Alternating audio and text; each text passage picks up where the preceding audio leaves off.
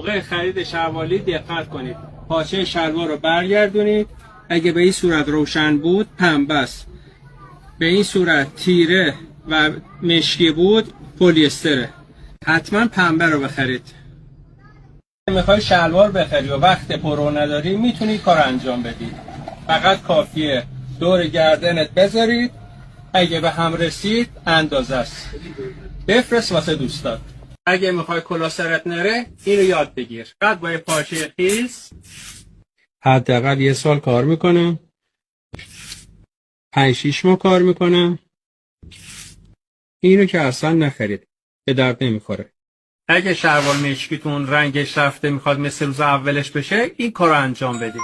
یه لیوان چایی، یه قاشق نمک و مایع لباسشویی داخل تش میریزید، میذارید شلوار مشکیتون داخلش بمونه. بعد نیم ساعت میبینید عین روز اولش شده. اگه از این ترفند خوشت اومد برای بقیه هم بفرست.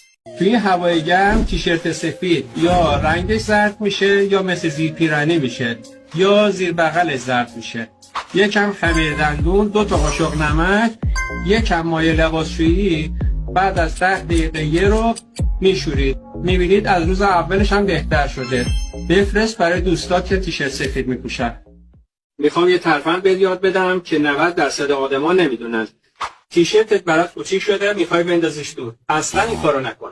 بسته جوش شیرین میریزی تو تشت آب، لباستو میذاری داخلش، بعد 10 دقیقه معجزه‌شو میبینی. لباست اندازه 1 سایز بزرگتر شده. اگه از این ترفند خوشت اومد بفرست برای دوستات.